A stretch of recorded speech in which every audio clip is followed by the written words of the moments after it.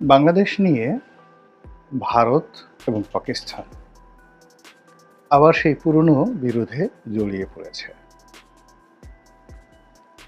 এবং এই বিরোধটি অতীতের যে কোনো সময়ের চাইতে ভয়ঙ্কর আকার ধারণ করছে। কারণ কি? কারণ হলো বাংলাদেশের যে অভ্যুত্থান, মানে বাংলাদেশ নামক রাষ্ট্রটি যে সৃষ্টি হলো, এটি মূলত রয়ের কারসাজি, ভারতের মহান মুক্তিযুদ্ধে সরাসরি অংশগ্রহণ এবং পাকিস্তানকে একটা দাঁত ভাঙা জবাব দেওয়ার জন্য ভারতের সর্বোচ্চ বিনিয়োগ, এবং এটা ভারত শুরু করেছিল 1953 সন থেকে। পাকিস্তানকে ভাঙার জন্য ভারতের যে চক্রান্ত, তাদের যে জলস্থলে অন্তরিক্ষে আক্রমণ, এবং সেই আক্রমণ করতে গিয়ে তারা এই বাংলাদেশে এমন সব ঘটনা ঘটিয়েছে সেই 53 সন থেকে একেবারে 1970 সন পর্যন্ত বা 71 সন পর্যন্ত, যেটি লোমহর্ষক, ভয়ে কাটা দেওয়ার মতো। তারা ওই সময়টাতে খুব দুর্বল ছিল। অর্থাৎ 1953-54 সনে যদি আপনি ভারতের অর্থনীতি আর পাকিস্তানের অর্থনীতির কথা চিন্তা করেন, তাহলে পাকিস্তান ওই সময় এশিয়ার মধ্যে সবচেয়ে ধনী রাষ্ট্র। এমনকি জাপান, সৌদি আরব, তারাও তখনও পাকিস্তানের পর্যায়ে পৌঁছতে পারেনি। 50-এর দশকে পাকিস্তান পৃথিবীর অত্যন্ত শক্তিশালী একটি রাষ্ট্র, অর্থনৈতিকভাবে, সামরিক দিক থেকে। এমনকি 54 সনে তাদের অবস্থান ইংল্যান্ডের চেয়েতেও ভালো ছিল।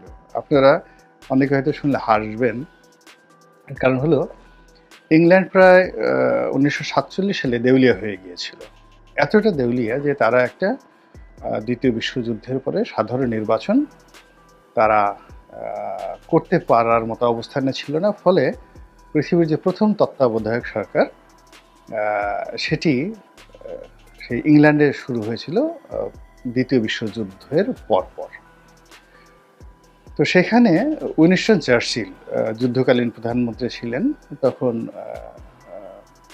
ব্রিটেনের যে যত সম্মিলিত বিরোধী দল, তারা বলল যে আমাদের ফাইন্যান্সের অবস্থা খুব খারাপ, এখন জাতীয় নির্বাচন করা সম্ভব নয়, আপনি এই দায়িত্ব কয়েক বছর চালান, এরপরে টাকা পয়সা হলে আমরা একটা নির্বাচন করব।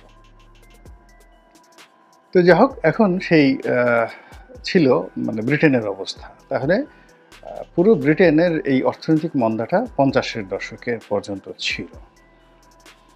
তো সেই সময়টাতে পাকিস্তান ব্রিটেনের চেয়ে ধনী ছিল। আমেরিকা তখন খুবই ধনী রাষ্ট্র, তখন সবেমাত্র হচ্ছে, কিন্তু তখন আমাকে জিডিপিটা দেখতে হবে যে তখন আমেরিকার জিডিপি আর ভারত মানে পাকিস্তানের জিডিপিটা কোন পর্যায়ে ছিল। কিন্তু বুঝতে হবে 1953-54 সনে এশিয়ার সামরিক এবং অর্থনৈতিক পরাশক্তি ছিল পাকিস্তান। তো সেই পাকিস্তান রাষ্ট্রের তুলনায় ভারত, চীন, জাপান, এই রাষ্ট্রগুলো ছিল একেবারে দরিদ্র, আর ভারত ছিল হতদরিদ্র, রীতিমতো হতদরিদ্র সব দিক থেকে। তো সেই হতদরিদ্র পাকিস্তান রাষ্ট্রটিকে ভাঙার জন্য তাদের রাজকোষ থেকে যে টাকা ব্যয় করেছে ওই জমানাতে, তো বোঝার চেষ্টা করুন, এটা হলো যে একটা দরিদ্র মানুষ যখন আপনাকে তার অন্নটি দিয়ে দেয় বা নিজের হাতটি কেটে দেয়, একটা কিডনি খুলে দেয়, ওটা যেভাবে গুরুত্বপূর্ণ, তেমনি বাংলাদেশ ভাঙার জন্য 53-54 সনে, 56 সনে, 58 সনে ভারতের যে বিনিয়োগ, এটি রীতিমতো একটি কিডনি বিক্রি করে কারো ক্ষতি করার চেষ্টা করার মতো, সেটা ভারত করেছে এবং খুবই ম্যাটিকুলাসলি পরিকল্পনা করে করেছে। 54 যুক্তফ্রন্ট নির্বাচন, আওয়ামী লীগ ভেঙে যাওয়া, তারপরে আওয়ামী লীগের মধ্যে দুটো গ্রুপ তৈরি করা, শেখ মুজিব বঙ্গবন্ধু শেখ মুজিব ভার্সেস মাওলানা আব্দুল হামিদ খান ভাসানী, এই দুটো গ্রুপ করা এবং সেখানে ইন্ডিয়ার দালাল হিসেবে পরিচিত হোসেন শহীদ সরওয়ার্দীকে বাংলাদেশে ঢুকিয়ে দেওয়া, ইন্ডিয়ার দালাল হিসেবে পরিচিত শেরে বাংলা একে ফজলুল হক, তাকে সরাসরি পাকিস্তান বলতো যে এরা সবাই ইন্ডিয়ার দালাল। তার মাধ্যমে একটি নির্বাচন করা, আবার সেই নির্বাচনকে যখন বানচাল করে দেওয়ার সর্বোচ্চ চেষ্টা পাকিস্তান করলো, পাকিস্তানের মুসলিম লীগ থেকে শুরু করে সামরিক বাহিনী যখন চেষ্টা করলো তাদেরকে বিপদে ফেলার জন্য সেই আদমজি জুট মিলে সে আগুন লাগিয়ে দেওয়া, পাটের গুদাম, নারায়ণগঞ্জের বড় বড় পাটের গুদামে আগুন লাগিয়ে দিয়ে পুরো দেশকে অস্থির করে দেওয়া, তারপর লতিফ বাওয়ানি জুট মিল থেকে শুরু করে সব জায়গাতে পুরো বস্ত্র সেক্টরে যে একটার পর একটা আপনি দেখবেন যে 1956, 57, 58 সনের প্রথম দিকে খালি আগুন লাগে, প্রতিদিন আগুন লাগে, আর সব জায়গাতে শুধু শ্রমিক অসন্তোষ, মারামারি, যেটা এই সময়টাতে চলছে। এই পুরো কাজটি ভারতীয় গোয়েন্দা সংস্থা রয়ের নেতৃত্ব হয়েছে এবং যার প্রেক্ষিতে সামরিক শাসন ছাড়া কোনো অবস্থাতেই পাকিস্তানের হাতে অন্য কোনো গত্যন্তর ছিল না। যাই হোক, সামরিক শাসন আসলো এবং সামরিক শাসনের পুরো সময়টিতে আওয়ামী লীগের নেতাদেরকে বিভিন্নভাবে প্রলুব্ধ করা, তাদেরকে আশ্রয় দেওয়া, টাকা দেওয়া, পয়সা দেওয়া, এটা ভারত করেছে। এই যে এখন আওয়ামী লীগ তো প্রকাশ্যে স্বীকার করছে যে বাংলাদেশ তৈরি করার জন্য এবং পাকিস্তান ভাঙার জন্য, যেটা আগরতলা ষড়যন্ত্র মামলা, যেটা আগে কনস্পিরেসি বলা হতো, এখন সেটাকে আওয়ামী লীগই বলছে এটা ফ্যাক্ট। তারা এই দেশ স্বাধীনতার জন্য, এই দেশের সার্বভৌমত্বের জন্য তারা পাকিস্তানকে ভেঙে টুকরো টুকরো করার জন্য তারা ভারতের সঙ্গে এই বৈঠক আগরতলাতে বসে করেছে, এটা এখন সবাই স্বীকার করছে। তাহলে বোঝার চেষ্টা করুন যে ভারত সেই 1953 থেকে তাদের যে নেহেরু ডক্ট্রিন ছিল, সেই ডক্ট্রিনকে বাস্তবায়ন করার জন্য কী পরিমাণ আত্মত্যাগ তারা করে আসছে এবং এখন পর্যন্ত তারা করছে। শান্তি বাহিনী সৃষ্টি, শান্তি চুক্তি করা, আওয়ামী লীগকে ক্ষমতায় আনা, এখানে লেন্দুব দর্জি তৈরি করা, এখানে যাকে বলা হয় সিকিম বানানো, বা একটি করদ রাষ্ট্র তৈরি করা, মানে স্বাধীন থাকবে কিন্তু আমাদের অধীন। এটার জন্য রয়ের plan A, plan B, plan C তাদের ছিল। এক।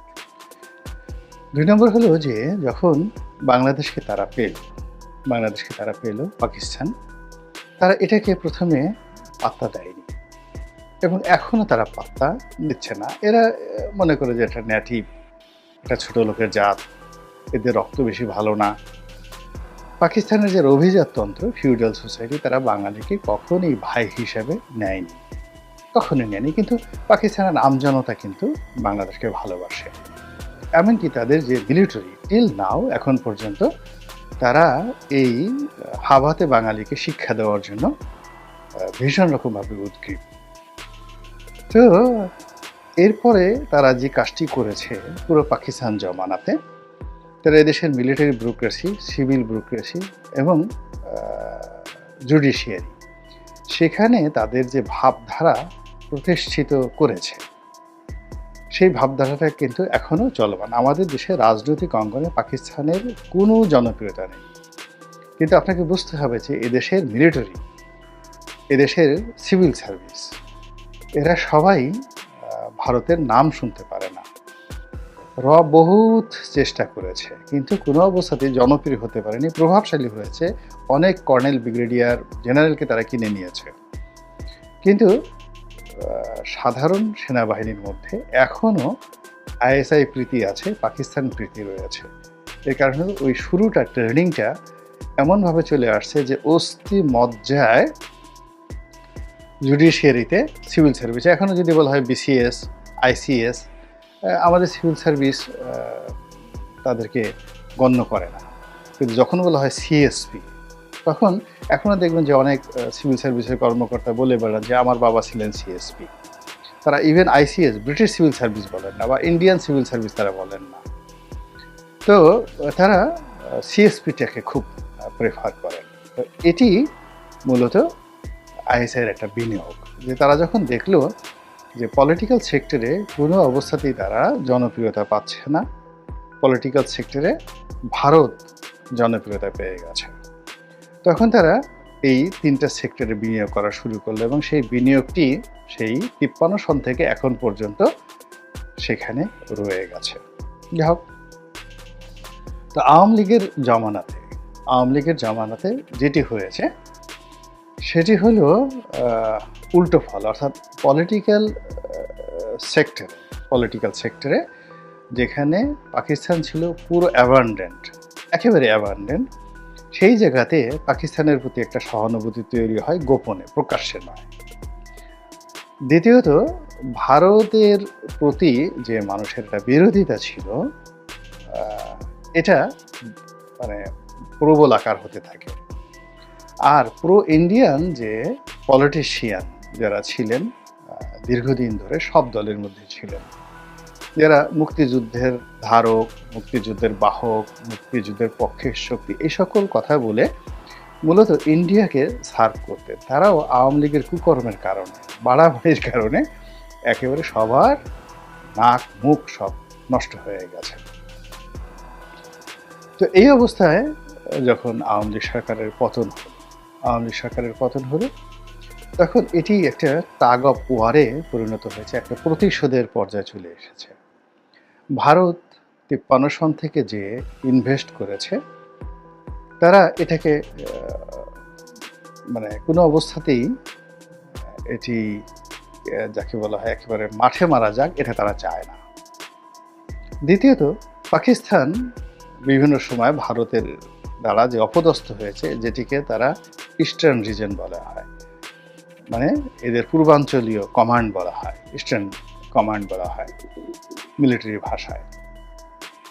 তো এই পূর্বাঞ্চলীয় যে পূর্বাঞ্চলীয় কমান্ডে ভারতের জয় পরাজয় এবং পাকিস্তানের যে জয় পরাজয়, এই জয় পরাজয়টি আগস্ট বিপ্লবের পর এটি নতুন রূপ লাভ করেছে।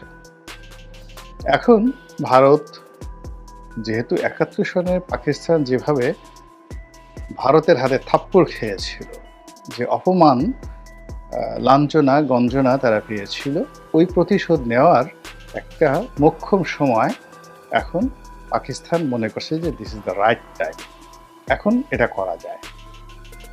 দ্বিতীয়ত, ভারত মনে করছেন যে পাকিস্তানের হাতে এখন যে মিলিটারি পাওয়ার আছে আর বাংলাদেশের এখন যে অর্থনৈতিক সক্ষমতা রয়েছে এবং মিলিটারি পাওয়ার রয়েছে, এই দুটো শক্তি যদি একত্র হয়ে যায়, যদি এখন বিশ্বের সুপার পাওয়ার, এখন মিলিটারির দিক থেকে, financially, economically, diplomatically Bharat super power সব দিক থেকে, সেই দিক থেকে ৫৩-৫৪ সনে যেটা পাকিস্তানের সব কিছুই ফেভারে ছিল, তো সেই ফেভারেবল জায়গাতে অর্থনৈতিক অঙ্গনে তারা এখন খুবই দুর্বল অবস্থানে আছে, অনেকটা দেউলিয়াত্বের পর্যায়ে। দ্বিতীয়ত, তাদের যে রাজনৈতিক বিভেদ বিসংবাদ এখন মারাত্মক। আর তৃতীয়ত, যে ডিপ্লোম্যাটিক অঙ্গনে তাদের যে রেপুটেশন ছিল 1954-এর দিকে, এই রেপুটেশনটা এখন জঙ্গিবাদ, ইসলাম ফোবিয়া, এই জিনিসগুলো আক্রান্ত হয়েছে এবং প্রতিবেশী রাষ্ট্রগুলোর সঙ্গে তাদের যে দহরম মহরম সম্পর্কটা ছিল, আফগানিস্তানের সাথে সম্পর্ক ছিল, পাকিস্তানের মানে চীনের সাথে ছিল, তো চীনের সাথে সম্পর্কটা এখনও আছে, কিন্তু ভারতের মদদে আফগানিস্তান এখন রীতিমতো পাকিস্তান আক্রমণ পর্যায়ে চলে গেছে, ভারত এখানে প্রমোট করছে। তো সেই জায়গাতে এখন বাংলাদেশকে যদি একটা নতুন ব্যাটেল ফিল্ড বানানো হয়, তো এই ব্যাটেল ফিল্ডটি ভারতের যে 7 সিস্টার রয়েছে, সেই 7 সিস্টারটিকে তছনছ করে ছেড়ে দিবে। এবং এই তছনছের কিছু লক্ষণ গত 5 মাসে আপনারা দেখেছেন। যারা পলিটিক্যাল অ্যানালিস্ট তারা বুঝতে পেরেন, কিন্তু সাধারণ জনগণ কিন্তু এখন পর্যন্ত বুঝতে পারছেন না যে গত 5 মাসে জুডিশিয়ারি থেকে, আগেই বলেছি যে জুডিশিয়ারিতে সেই 47 থেকে টিল নাও এখন পর্যন্ত এখানে যত মামলা রেফারেন্স যারা জুডিশিয়ারিতে আসেন তারা পাকিস্তান জুডিশিয়ারিকে যতটা ফেভারেবল মনে করেন ততটা এলাহাবাদ হাইকোর্ট, দিল্লি হাইকোর্ট কিংবা কলকাতা হাইকোর্টের রায়কে ওইভাবে মান্য করেন না। তো যেভাবে লাহোর হাইকোর্টে যে কোনো জুরিসডিকশন বা পাকিস্তান সুপ্রিম কোর্টের যে কোনো বিচার কিংবা পাকিস্তানের বড় বড় যারা জুরিস্ট রয়েছেন তাদের বিষয়গুলো যেভাবে আমাদের বিচারাঙ্গনে অনুষ্ঠিত হয় সেভাবে হয় না। দ্বিতীয়ত সিভিল সার্ভিসে আর মিলিটারি সার্ভিসে ভীষণ রকম জনপ্রিয়, যেখানে পাকিস্তান আর্মিকে তারা দেখতে পারে না। তো এই তিনটি আমলাতন্ত্র গত 5 মাসে এমন কিছু করেছে যেটি বুঝতে আপনাদের আরও কয়েক বছর সময় লাগবে, কিন্তু ভারত কিন্তু বুঝে গেছে। এবং এর ফলে কি হলো, ভারতের 7 সিস্টারে রীতিমতো অশান্তি শুরু হয়ে গেছে এবং সেই অশান্তির কারণে বাংলাদেশটাও কিন্তু অশান্ত হয়ে পড়েছে। এবং আমাদের দেশের আন্ডারওয়ার্ল্ড এখন অনেক কিছু হচ্ছে, জেলখানার ভিতরে অনেক কিছু হচ্ছে, জেলের বাইরে অনেক কিছু হচ্ছে। আমরা যেগুলো বাইরে খুব টুকিটাকি যে সমস্যাগুলো দেখি, যে এই ভ্যাট বেড়ে গেল, সরকার পারছে না, আইন শৃঙ্খলা হচ্ছে না, কবে নির্বাচন হবে, দিস নট দ্য প্রবলেমটা আরও অনেক গভীর। এবং এখানে মোসাদ, র, সিআইএ এই 3টি প্রতিষ্ঠান খেলছে একদিকে, আর অন্যদিকে আইএসআই এককভাবে খেলছে উইথ চায়না। এবং এই খেলাধুলার ফলে বাংলাদেশের কি হবে, চট্টগ্রামের কি হবে, কক্সবাজারের কি হবে, রোহিঙ্গাদের কি হবে, আরাকানের অবস্থা কি হবে, ভারতের 7 সিস্টারের অবস্থা কি হবে, ফেনী নদীর কি হবে, বাংলাদেশের চিকেন নেকের কি হবে, ভারতের চিকেন নেকের কি হবে, এই পুরো জিনিসগুলো নিয়ে এই দুটো শক্তিশালী গোয়েন্দা সংস্থা অর্থাৎ র এবং আইএসআই রীতিমতো যুদ্ধে নেমে পড়েছে। আর আমরা সেই যুদ্ধের জাতাকলে কখন কোন অবস্থার মধ্যে পড়ে যাব এবং কখন কোন ঘটনা কে নায়ক হবে কে খলনায়ক হবে আমরা এখনো কিন্তু বুঝতে পারছি না। সামনের দিনগুলো আল্লাহ রাব্বুল আলামিন যেন আমাদের জন্য ভালো করে দেন, এই প্রার্থনাই শুধু করছি। আমাদের দেশে যেন হামাস তৈরি না হয়, আমাদের দেশে যেন মধ্যপ্রাচ্যের মতো জটিল রাজনৈতিক আবর্ত তৈরি না হয়।